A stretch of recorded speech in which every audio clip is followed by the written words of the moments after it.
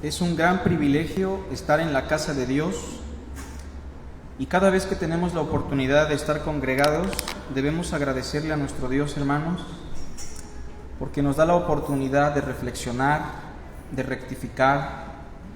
La palabra nos enseña que el congregarnos es uno de los regalos de Dios para su pueblo, entre tanto que se acerca el gran día de nuestra redención.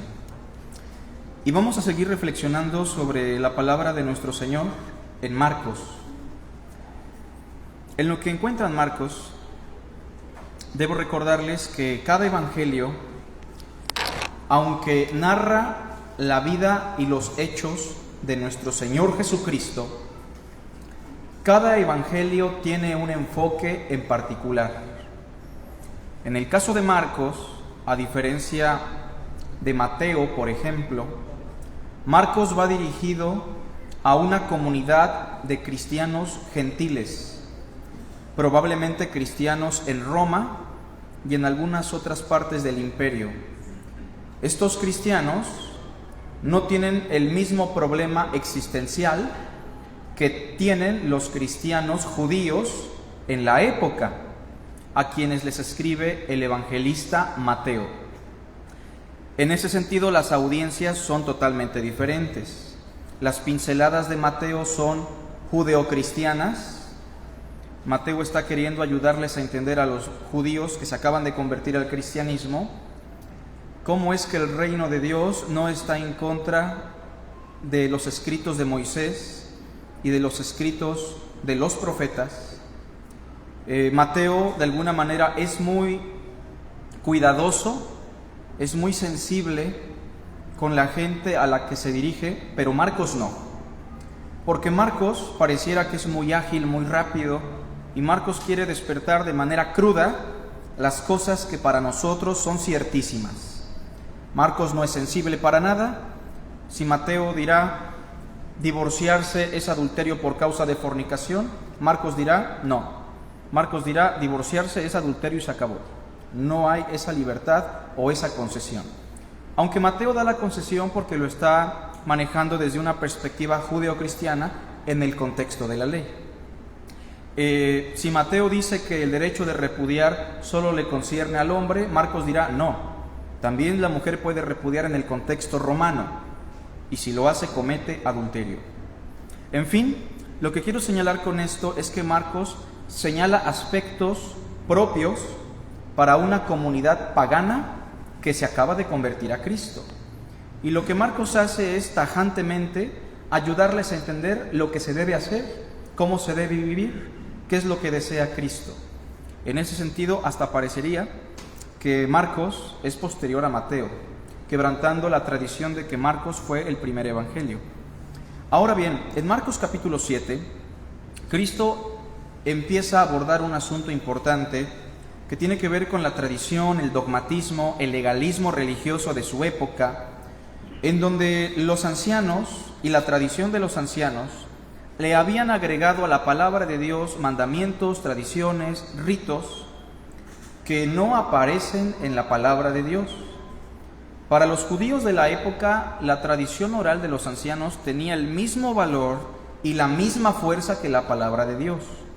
Ya explicamos hace 8 días los peligros que se pueden dar cuando un cristiano adopta tradiciones, dogmas que no vienen en la palabra de Dios, que en apariencia no son nocivos, pero que pueden terminar condenando a los inocentes, que nos puede llevar a una vida hipócrita, falsa, y que sobre todas las cosas, el dogmatismo, el legalismo, la tradición, muchas veces nos puede llevar a no amar a Dios y al prójimo, como hicieron los judíos con los jóvenes a los cuales les decían: dile a tu padre y a tu madre, es corbán, es decir, todo lo que yo te puedo dar lo consagré para Dios, así que se va para el templo y tu papá y mamá van a tener que soportar el hambre, van a tener que soportar la carestía, porque lo que yo tengo se lo doy a Dios. Y con eso la tradición de los ancianos no solamente se convertía en hipocresía, en condenación a los inocentes, sino que quebrantaban el primer y gran mandamiento de todos, el amor a Dios y el amor al prójimo. Y el más próximo a nosotros obviamente son nuestros padres, nuestra esposa, nuestros hijos. Bueno, la segunda parte de Marcos capítulo 7 sigue abordando el mismo asunto, pero el enfoque ahora se dirige a las cuestiones de la purificación y la contaminación. Porque si ustedes recuerdan, Marcos capítulo 7 inicia con el acontecimiento en el cual los discípulos estaban comiendo y no se lavaban las manos hasta el codo, como dictaba la tradición de los ancianos. Y por eso los fariseos los condenaban, porque comían con las manos inmundas y en su sacramentalismo, en su ascetismo, que son conceptos que explicaremos más adelante, ellos pensaban que la mugre, las manos sucias, contaminaban el corazón y los hacían impuros delante de Dios. Así que en la segunda parte del capítulo 7, Cristo busca destrozar por completo las ideas equivocadas que se pueden transmitir al cristianismo bajo otras posturas o bajo otro maquillaje. Y aunque no somos judeocristianos ni practicamos el judaísmo, muchos de nosotros, a partir de nuestra propia cultura, empezamos a implementar ideas, sacramentos, ceremonias, por las cuales pensamos nos podemos purificar, y en consecuencia también empezamos a prohibir cosas que la Biblia tajantemente no prohíbe. Capítulo 7, versículo 14 al 23. Después de que Cristo los confronta directamente, llamó así a toda la multitud, porque esto es algo digno de que toda la multitud lo escuche, no solamente los discípulos. Yo, Jesús, quiero que todos los que están presentes en esto escuchen y tomen nota y aprendan esta lección. Y les dijo: oídme todos y entended. No hay fuera del hombre nada que entre en él y le pueda contaminar. Nada hay fuera del hombre que entre en él que le pueda contaminar. Nada. Pero lo que sale de él, eso es lo que contamina al hombre. Si alguno tiene oídos para oír, oiga. Y como Marcos en la segunda sección de su narración siempre presenta a los discípulos como espantados y como no entendidos y gente con preguntas, en el verso 17 dice que cuando se alejó de la multitud y entró en casa, le preguntaron sus discípulos sobre la parábola, sobre lo que acaba de explicar. Él les dijo: ¿también vosotros estáis así sin entendimiento? ¿No entendéis que todo lo de fuera que entra en el hombre no le puede contaminar? Eso no es posible, porque no entra en su corazón, sino en el vientre y sale a la letrina. ¿Todos juntos? Esto decía haciendo limpios todos los alimentos, cosa que no menciona Mateo, porque Mateo, repito, está siendo un poco cuidadoso, un poco sensible con su audiencia que es judeocristiana, y aún están batallando con estas cuestiones. Pero Marcos no. Marcos dice: Cristo lo dijo porque estaba haciendo limpios todos los alimentos. 20. Pero decía que lo que del hombre sale, eso contamina al hombre, porque de dentro del corazón de los hombres salen los malos pensamientos, los adulterios, las fornicaciones, los homicidios, los hurtos, las avaricias, las maldades, el engaño, la lascivia, la envidia, la maledicencia, la soberbia, la insensatez. Todas estas maldades de dentro salen y contaminan al hombre. Una advertencia sobre la contaminación espiritual. Es de lo que vamos a platicar en esta tarde.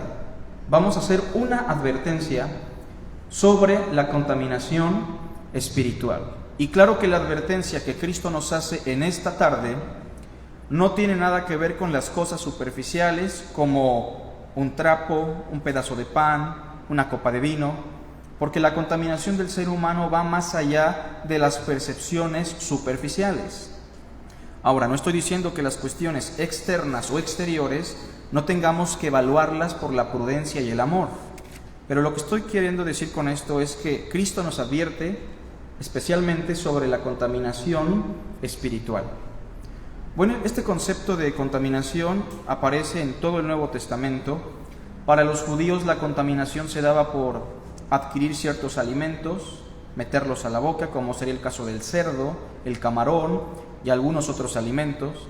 El musulmán a la fecha sigue teniendo una perspectiva similar con el vino, el cerdo, y me temo que en el mundo cristiano, aun cuando tenemos la palabra de Dios revelada, seguimos pensando que existen cosas externas a nuestro corazón que nos contaminan. Y por eso vamos a exaltar 3 cosas importantes en esta lección. Lo primero, número 1, y estamos citando textualmente la traducción al español de las palabras de Jesús: nada hay fuera del hombre que entre en él que le pueda contaminar. Repito, nada hay fuera del hombre que entre en él que le pueda contaminar. Pero hermano, ¿estás entonces dando el permiso para que vivamos una vida descarriada? No. En este contexto, el contexto tiene que ver con los alimentos, con las bebidas, con las cuestiones que en el culto judío se veían como inmundas. Cabe mencionar que los judíos a la fecha siguen practicando la ley en sus aspectos de ritual, de su culto, pero los judíos en el siglo IV después de Cristo inventaron un libro hecho por rabinos y por algunos comentarios de ancianos, conocido como el Talmud. Y lo que hoy hacen los judíos es guardar el Talmud más que la ley de Dios. Y aunque la ley de Dios no es vigente para ellos, obviamente, ni para nadie, porque Cristo ya vino, lo que ellos hacen es vivir bajo una tradición como lo que Cristo ha condenado. Pero Cristo nos dice: nada hay fuera del hombre que entre en él que le pueda contaminar. Nada. En el contexto, ni las manos mugrosas, ni un pedazo de cerdo, ni el camarón, ni la moronga, ni ninguna otra cosa que entre en el ser humano le puede contaminar. Y quien piense así no se ha dado cuenta que las cosas están cambiando, porque Marcos nos está mostrando que algo está cambiando en el mundo, algo está cambiando en el trato de Dios con su pueblo. El nuevo pacto está llegando, el reino se está colocando cada vez con mayor firmeza, y las cosas que antes se prohibieron por una simple razón, como símbolo, como figura, como sombra de lo que habría de venir, pero en Cristo las cosas son totalmente diferentes. Así que sigamos leyendo el versículo 18. Él les dice a través de una pregunta: ¿también ustedes están aún así sin entendimiento? Todo cristiano que sigue pensando que la comida, ciertos alimentos, ciertas bebidas le contaminan, que le contaminan incluso espiritualmente, es una persona que vive en tremenda ignorancia y que vive aún en ignorancia, sin entendimiento y con un corazón duro, en el contexto de Marcos. Sí, pero hay que respetar la libertad de los demás, es verdad, pero eso no le quita el hecho de que sea una persona sin entendimiento. Sí, pero es un hermano, es verdad, pero eso no quita el hecho de que es un hermano débil en la fe. Hay que amarlo, sí, es verdad, hay que amarlo, pero eso no significa que la palabra de Dios tenga que quedar presa. Así que en ese sentido Cristo les dice: ¿están ustedes aún así, sin entendimiento? ¿No entendéis que todo lo de fuera que entra en el hombre no le puede contaminar? ¿Por qué? Pues porque no entra en su corazón, no entra en lo más profundo de su ser, sino en el vientre. Y del vientre sale a la letrina, al inodoro, a la taza. ¿Todos juntos? Esto decía haciendo limpios todos los alimentos. Romanos 14, por favor. Ahora que tocamos el tema, es posible que usted se sienta envalentonado y con ganas de llegar a su casa a abrir una copa de vino con un pedazo de cerdo bien grandote, unos mariscos al mojo de ajo, y no importando si lo ve su vecino adventista o el hermano que tiene un conflicto existencial con la ley de Moisés. Pues déjeme decirle que aunque todos los alimentos son limpios y nada de lo que entre nos puede contaminar, más allá de esta verdad hay un principio valioso que es el amor. El amor a los hermanos que son débiles. El amor a personas que tal vez ni siquiera son hermanos, pero a los cuales, si les vamos a presentar el Evangelio, tenemos que considerar su conciencia y su condición. Y Romanos 14 trata el asunto porque muchos hermanos, en un acto de soberbia disfrazada de conocimiento, expresan: pues yo sé que nada es inmundo, nada me va a contaminar, hasta ahí todo bien, y por eso a mí no me importa lo que digan los demás, yo como lo que quiera, yo bebo lo que quiera, me vea quien me vea, yo así vivo, así soy, así seguiré, como dice la canción, ¿no? Bueno, lo importante es destacar que si alguien piensa saber algo, dice Pablo, aún no sabe nada como debe saberlo, porque el conocimiento envanece, pero el amor edifica. Romanos 14:1, Pablo inicia diciendo: por favor, hermanos, reciban al débil en la fe. Un débil en la fe, de antemano hay que explicar, es un verdadero creyente, ¿verdad que sí? Por eso se le llama débil en la fe. No significa que sea peor que los fuertes en la fe. Significa que este hermano tiene su fe en Cristo firme, pero sigue pensando que su fe en Cristo no es suficiente para su purificación. Y piensa que a la fe en Cristo le tiene que añadir algunas otras cositas, como abstenerse del cerdo, como abstenerse del vino, porque estas cosas le pueden contaminar. Miren, yo estoy muy en acuerdo que no comamos cerdo, aunque hoy voy a comer cerdo porque el hermano Alfredo me vendió unos pedazos, pero estoy de acuerdo que no comamos cerdo porque no es saludable, tratemos de evitarlo. Estoy de acuerdo que no tomemos vino porque no es prudente y porque nuestro contexto cultural no es el mejor y el más apropiado. Pero estoy en desacuerdo en que alguien se abstenga del cerdo, el vino, el marisco o cualquier alimento porque piense que eso le va a contaminar. Eso significa que tal hermano y tal hermana son débiles en la fe. Dice el versículo 1, reciban al débil en la fe. Sí, el débil en la fe va a pensar que necesita guardar el Sabbat. El débil en la fe va a decir, pero es que la ley es eterna. El débil en la fe va a decir, es que el cerdo no es bueno, nos contamina. Pero dice Pablo, recíbelo, no discutas con él. Verso 1, pero no para contender sobre opiniones. Si contiendes con él, no va a entender, porque de antemano te estoy diciendo que es un débil en la fe. Y al débil en la fe no le ayudas en nada contendiendo, discutiendo. Tienes que soportarlo temporalmente hasta que Dios le ayude y tú tienes que guiarle en el amor. Verso 2. Porque uno cree que se ha de comer de todo. ¿Ese quién es? El maduro en la fe. Podemos comer de todo. Otro, que es débil y lo deja claro, solo come legumbres. Solo come verduras, solo come zanahoria, solo come papa, porque para él todo lo demás lo contamina. Ahora, Pablo, en el verso 14, dice lo siguiente, todos juntos en voz alta, por favor.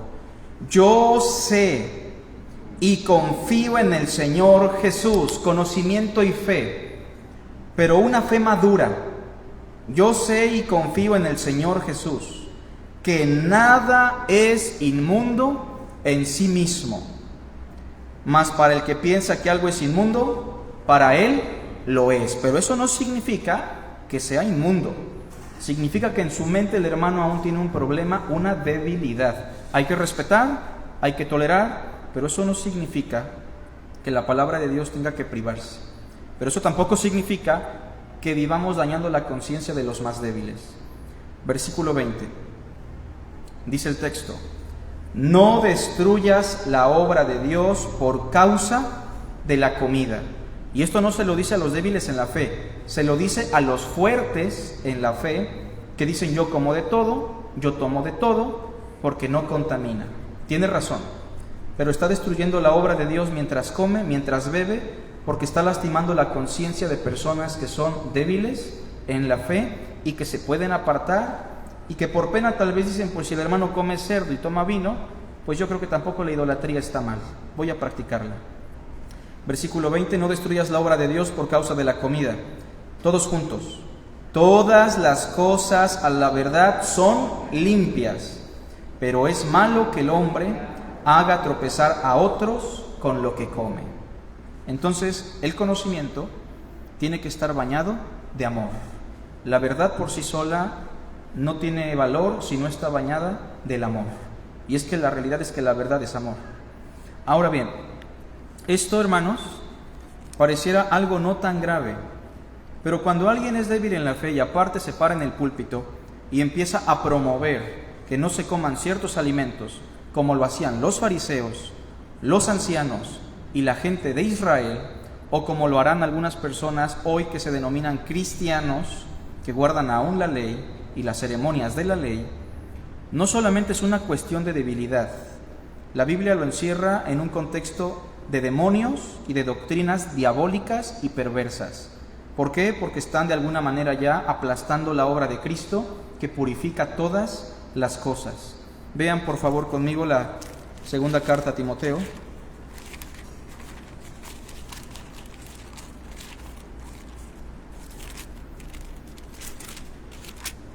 Primer carta a Timoteo.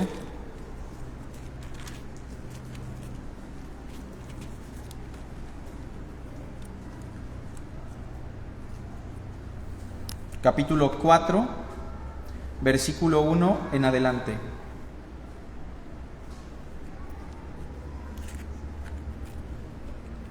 Pero el Espíritu dice claramente que en los postreros tiempos algunos apostatarán de la fe. Habrá personas que estuvieron en la fe, pero se volverán enemigas de la fe. Eso significa apostasía.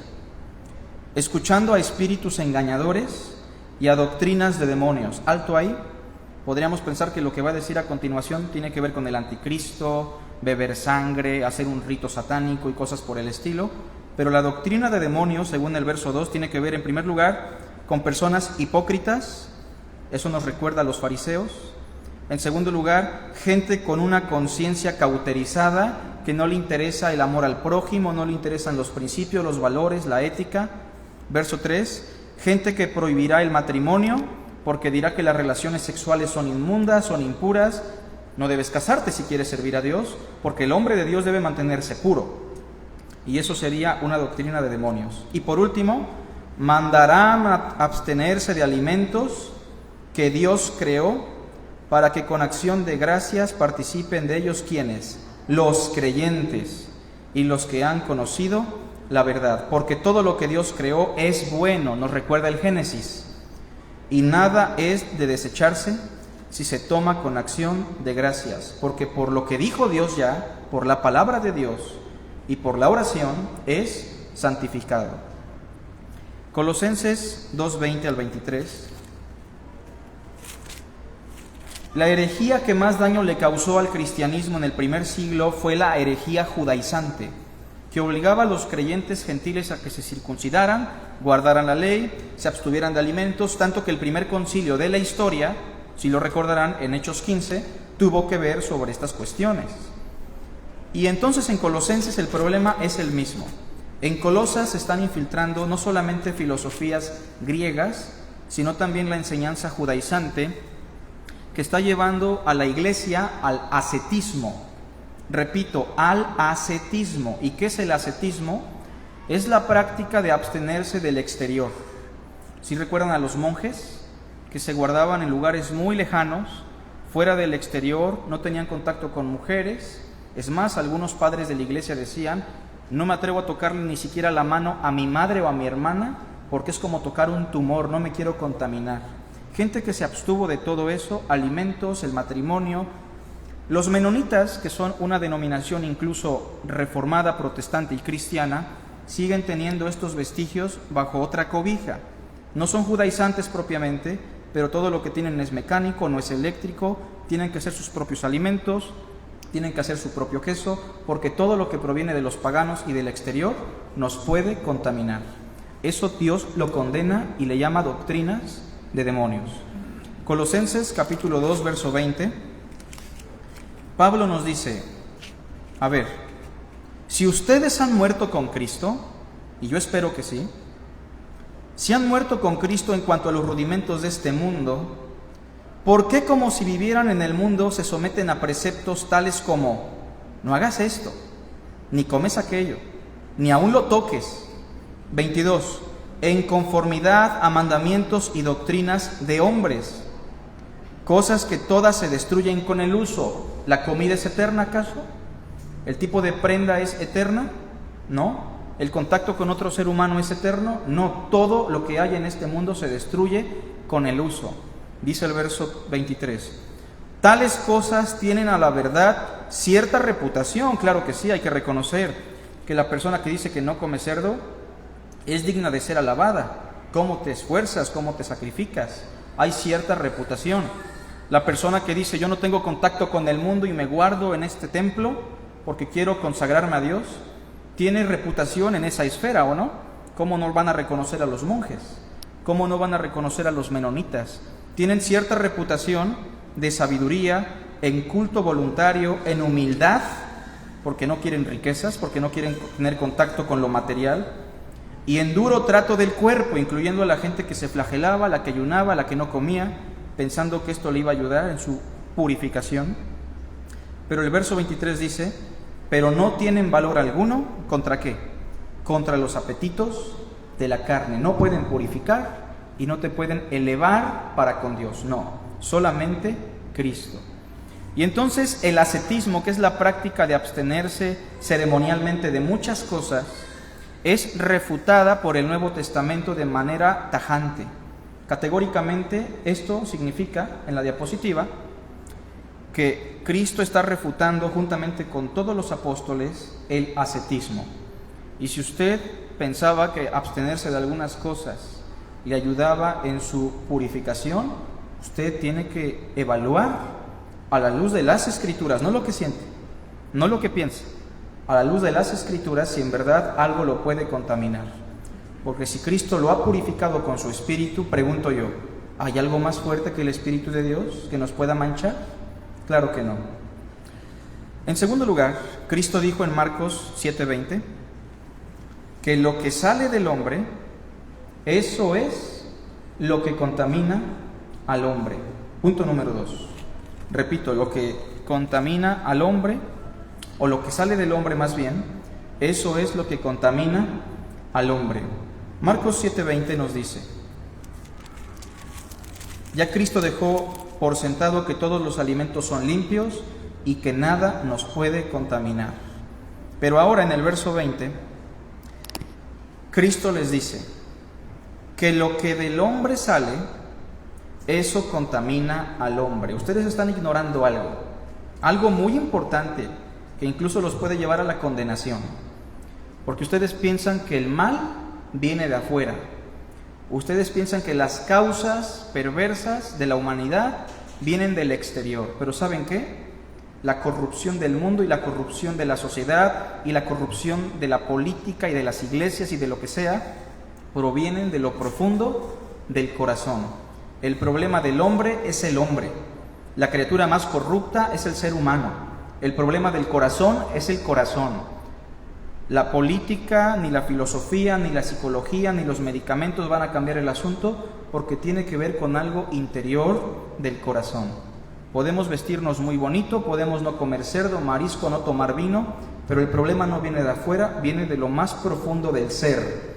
Dice el verso 21, porque de dentro del corazón de los hombres salen los malos pensamientos, los adulterios, las fornicaciones, los homicidios, los hurtos, las avaricias, las maldades, el engaño, la lascivia, la envidia, la blasfemia, la soberbia, la insensatez. Todas estas maldades de dentro salen y contaminan al hombre. Así que en este segundo punto hay que destacar que el mayor mal de la humanidad ni siquiera es el diablo. Es sorprendente cómo muchos cristianos dicen, ay, si ya no existiera el diablo, el mundo sería mejor. Mentira. El mayor problema de la humanidad ni siquiera es el diablo, somos nosotros mismos. Engañoso es el corazón y perverso más que todas las cosas, más que Satanás y más que cualquier cosa externa, nuestro corazón es aún mayor perverso. Y la Biblia, déjenme decirles, eleva la corrupción del hombre a un nivel por encima de Satanás y los demonios, porque aún los demonios creen y tiemblan. Y los humanos han llegado a un grado de contaminación tan alto desde su corazón, al punto de decir Dios no existe, no hay Dios, por su necedad. Ahora bien, Inciso A. La corrupción interna del hombre se manifiesta en una contaminación externa, eso es obvio. ¿Por qué hay tanta fornicación? El corazón del hombre. ¿Por qué hay tanto chisme? El corazón del hombre. ¿Por qué hay tanto desacuerdo? El corazón del hombre. ¿Por qué el divorcio? La dureza del corazón. ¿Por qué los adulterios, los hurtos, las blasfemias, la soberbia, la insensatez? El corazón del hombre. Hoy está muy de moda que los predicadores promuevan la escuela en casa. ¿Han escuchado eso? Y yo no estoy en desacuerdo con ello. Creo que está bien. Pero promover la educación en casa con los motivos de preservar a los niños de las familias cristianas del mal puede desviarnos del verdadero problema. Porque muy bien, el niño va al kinder, a la primaria, a la secundaria, a la preparatoria y a la universidad desde su casa, vigilado por sus padres. Muchas veces equivocadamente esto se hace porque se piensa que el mal viene de afuera. Y pensamos que si al niño lo retenemos y lo guardamos y lo cuidamos, de seguro que las cosas van a salir mejor. Y yo estoy de acuerdo que se haga. Sin embargo, si los padres que practican ello no se preocupan por trabajar en el corazón del niño, la pregunta es, ¿el niño va a ser corrupto o no? ¿Van a salir de su corazón adulterios, fornicaciones, avaricia, hurtos? Sí, porque no está mal lo que se hace, pero está mal pensar que un mero protocolo de educación nos va a ayudar a evitar que la corrupción del niño, del joven, brote, porque el corazón del niño es malo desde su juventud, porque el corazón es el problema del ser humano, y entonces estaríamos cayendo en el ascetismo, en querer resguardar a la humanidad, a la familia, con tal de que no tenga contacto con el exterior. Claro que está el otro extremo, de que dicen, pues el corazón es el problema, haz lo que quieras, al final de cuentas trabajaremos en tu corazón después. Eso también es un extremo que debemos evitar. Pero lo que estoy diciendo es que si usted quiere trabajar en su corazón, en su familia, en su esposa, en la iglesia, en la gente que lo rodea, nunca trabaje en las cuestiones externas, trabaje en las cuestiones del corazón. Algunas veces ustedes vieron a Jesús diciéndole a alguien, oye, esa ropa no la uses. ¿Lo recuerdan? No. ¿Recuerdan alguna vez a Jesús decir, oye, eso no lo comas? Oye, no vayas a ese lugar porque es inmundo. Claro que no, y probablemente esas cosas sí dañan muchas veces. Pero lo que estoy diciendo es que si queremos que las cosas cambien en nosotros y en los que nos rodean, entendamos que la corrupción que se ve en el exterior proviene del interior del corazón. Un ejemplo. En Santiago 3,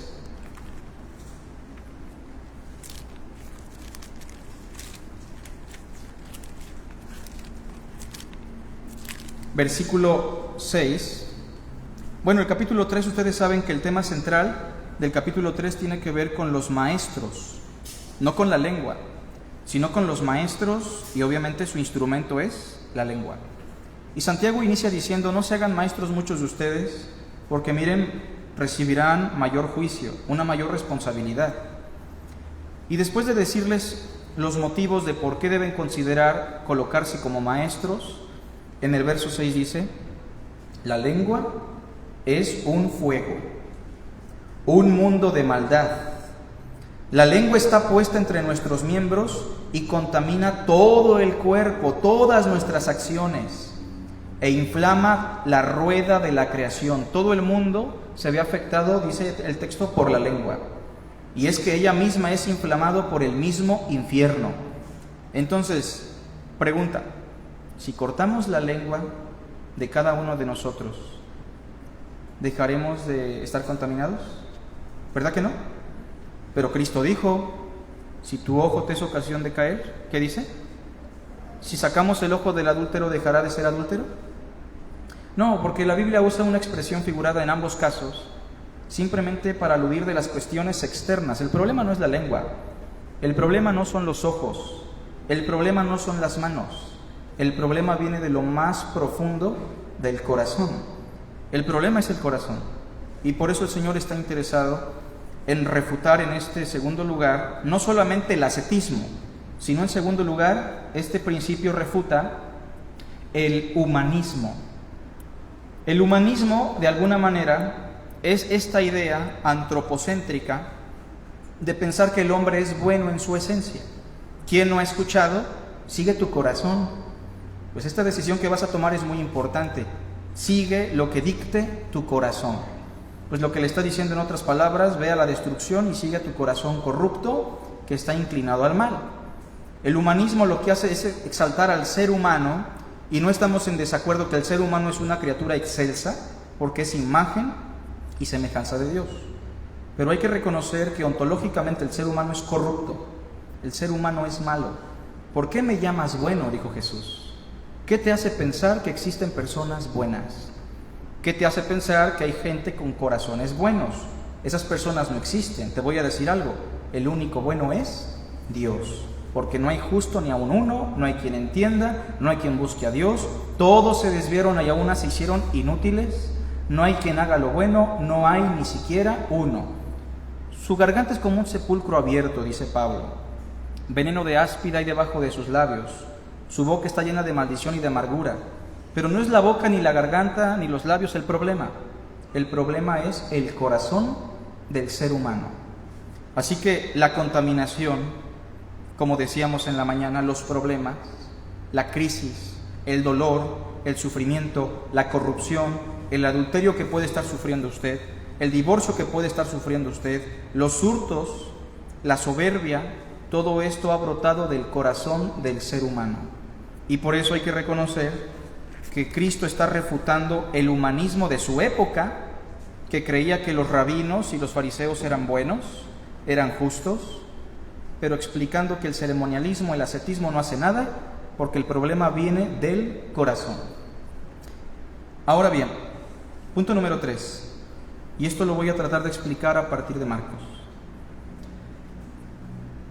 Ya entendimos, hermanos, que nada de lo que comamos, de lo que vistamos, de lo que bebamos, nos puede contaminar. Estamos claros en ello. Y también hemos entendido que el problema de usted es usted. El problema de Carlos es Carlos. El problema del corazón es el mismo corazón. Ese es el problema. Y con eso refutamos el humanismo. Usted y yo no somos buenos. La gente que nos visita no es peor que nosotros. Somos iguales todos. La gente de nuestro alrededor tiene el mismo problema, todos somos pecadores. Y entonces, el punto número 3 nos habla sobre lo siguiente. La contaminación del hombre se erradica trabajando en la experiencia del primer mandamiento. Si del corazón del hombre salen los malos pensamientos, hurtos, blasfemias, adulterios, es por eso que la esencia de la ley de Moisés se resume en entregarle a Dios nuestro ser. Porque si Dios dirige nuestro corazón, si Dios llena nuestro ser, si nuestro corazón está inundado de Dios, entonces en esa experiencia nuestros pensamientos, nuestras acciones van a ser de acuerdo a Dios. ¿Y cómo se va a expresar el amor a Dios? Con todo nuestro ser, amando a nuestro prójimo. Y si mi corazón entonces está en la mano de Dios, yo no voy a acostarme con la mujer de mi hermano, yo no le voy a robar, yo no voy a ser soberbio con él, yo no voy a maquinar malos pensamientos, porque mi corazón es perverso de antemano, pero por eso Dios quiere que yo ponga mi corazón en su mano y que con todas mis fuerzas yo me aferre a Dios para que mi corazón esté en control, porque mi corazón es una bomba de tiempo que solamente Dios puede controlar, porque mi corazón es un fuego que arde en pasiones, deseos perversos. Pero si Dios lo tiene, Dios lo puede apagar, Dios lo puede dirigir. Y por eso en Marcos, en el mismo contexto del Evangelio, quiero citar un pasaje, capítulo 12, versículo 28, en donde después de tratar cuestiones superficiales, hubo un hombre que después de ver que Cristo le respondió bien a los herodianos, a los fariseos, a los saduceos, un hombre religioso, un intérprete de la ley, que eran nombrados como escribas, gente de mucha autoridad, como que llegó a entender que algo andaba mal en el mundo religioso, porque no es posible que este hombre, el hijo del carpintero, nos esté dando una sabiduría superior a la nuestra. Así que en el verso 28 se acercó uno de los escribas que los había oído disputar a Cristo con los demás, y sabía que les había respondido bien. Algo anda mal con nosotros y algo anda bien con este hombre Jesús. Y le preguntó: ¿cuál es el primer mandamiento de todos? Cuando él hace la pregunta, entendamos que no está pensando en el decálogo, porque el decálogo tiene un primer mandamiento, ¿o no? Pero cuando se habla del primer mandamiento, se está hablando del principal mandamiento, del más valioso, del primero en valor, en esencia. Y Cristo le responde en el verso 29. Jesús le respondió: el primer mandamiento de todos es: oye Israel, el Señor nuestro Dios, el Señor uno es. Y amarás al Señor tu Dios con todo tu corazón, y con toda tu alma, y con toda tu mente, y con todas tus fuerzas. En esencia, amarás a Dios con todo tu ser, con todo lo que eres. Te tienes que entregar a Él, te tienes que dar a Él. Ese es el primer mandamiento en valor de toda la ley. Y el segundo, déjame decirte, es de la misma naturaleza, es semejante. Amarás a tu prójimo como a ti mismo. No hay otro mandamiento mayor que estos. Entonces el escriba le dijo, probablemente con cierta vergüenza, con cierta reverencia, con cierta honestidad: bien, maestro, verdad has dicho, que uno es Dios y no hay otro fuera de Él. Y el amarle con todo el corazón y con todo el entendimiento y con toda el alma y con todas las fuerzas, y amar al prójimo como a uno mismo, es mayor que todos los holocaustos y sacrificios. Y eso puede purificar más que lavarnos con agua, y eso puede purificar más que no comer con las manos mugrosas, porque Dios lo que quiere es nuestro corazón. Y como dijo Jesús: si tan solo supieran lo que significa misericordia quiero y no sacrificio. Jesús entonces, verso 34, viendo que había respondido sabiamente, le dijo, todos juntos: no estás lejos del reino de Dios. Mira, no estás en el reino, pero por tu comprensión y por tu honestidad te quiero decir algo. Sí, a ti, un escriba perdido y pecador y corrupto, contaminado por su ceremonia, por su propio corazón. Tu sinceridad te ha llevado a un punto en el cual tus compañeros no han llegado. No estás lejos del reino de Dios, te estás acercando. Pero ¿sabes qué? No estás en el reino, solamente estás cerca. Hoy probablemente usted tiene un problema en su corazón, o tiene muchos problemas que han emanado de su corazón. Hoy queremos animarle a que usted ame a Dios con todo su corazón, con todas sus fuerzas, con todo su ser, que usted se entregue a Dios plenamente. Y probablemente las personas que nos visitan, como nuestros amigos, dirán, bueno, quiero hacer eso, pero ¿cómo le hago? ¿Qué tengo que hacer? Bueno, hoy le decimos, si usted tiene la intención, usted no está lejos del reino de Dios, está cerquita, pero Dios quiere que esté en el reino, con Él y en este momento. Hace 2000 años, Dios envió a su Hijo, ustedes lo saben, y lo envió para redimirnos y purificarnos. Antes de que Cristo apareciera, apareció un profeta llamado Juan, que vino bañando a la gente o lavándola en el río Jordán como signo de arrepentimiento. Pero Juan dijo, después de mí viene uno que es antes de mí, porque era primero que yo.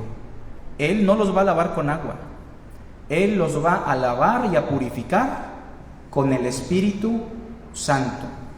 Y Cristo dijo, si alguno tiene sed, venga a mí, crea en mí y beba. El que cree en mí, como dice la Escritura, de lo más profundo de su ser, correrán ríos de agua viva, como un lavado intenso del corazón. Esto dijo dando a entender que los que creyesen en Él recibirían el Espíritu Santo. Tito 3:5 dice, nos salvó no por obras de justicia que nosotros hubiésemos hecho, sino por su misericordia, en el lavamiento de la regeneración y la renovación por el Espíritu Santo, el cual derramó en nosotros abundantemente, para que, justificados por su gracia, participemos de la gloria, participemos de la redención. ¿Está usted sucio? Queremos decirle que Cristo Jesús vivió, murió y resucitó y ascendió a los cielos para darle salvación. Que Él hizo todo lo necesario y todo lo suficiente para darnos vida eterna. Si usted hoy, en un acto de fe, de honestidad, con un corazón contrito, le dice: Señor, lávame con tu sangre, el Señor dice: si tus pecados fueren muy rojos, yo los voy a hacer blancos. Venid luego, dice el Señor, y estemos a cuenta, porque el que a mí viene, dijo Jesús, yo no le echo fuera. No hay rito, sacramento, ordenanza, culto que pueda lavarlo. Son obras muertas, pero la obra de Cristo es una obra viva. Por eso Hebreos dirá: cuánto más la sangre de Cristo, el cual mediante el Espíritu eterno se ofreció a Dios, podrá limpiar nuestra conciencia, nuestro corazón de obras muertas, para que así sirvamos al Dios vivo. Termino diciendo que este último punto es una refutación al sacramentalismo. Una refutación al sacramentalismo. ¿Y qué es el sacramentalismo? Viene de sacramento. Yo no sé por qué muchas iglesias, en su falta de ignorancia, le siguen llamando sacramento al bautismo y a la cena del Señor. No es un sacramento. Un sacramento es aquello que tiene el poder de hacer sagrado, aquello que tiene el poder de salvar, santificar. Examinemos la etimología, examinemos el concepto. El sacramento es un abono a nuestra salvación, a nuestra consagración. Y ni el bautismo, ni la cena del Señor, ni nada nos puede santificar ni salvar. Solamente en Cristo y solamente en Él.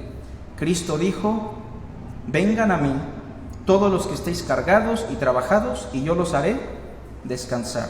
Yo soy el camino, la verdad y la vida. Así que si usted hoy quiere a Cristo, solamente tiene que decirle: Señor, creo en ti, ayúdame en mi incredulidad, haz limpio mi corazón, porque todo aquel que invocar el nombre del Señor será salvo. Hagamos una oración, hermanos. Gracias, Padre, por tu hermosa palabra. Lávanos cada día más, santifícanos con tu Espíritu y tu palabra. Y te rogamos por aquellas personas que hoy nos visitan, por Blanquita, por Mario, que se lleven a Jesús en su corazón. Te rogamos que tú los puedas lavar con tu Santo Espíritu, y te suplicamos que hoy, Señor, si nuestro corazón estaba desviado, tú lo limpies, tú nos sigas santificando. Gracias por Jesús nuestro Señor y por sus enseñanzas. En su nombre te damos la honra y la gloria en Cristo. Amén.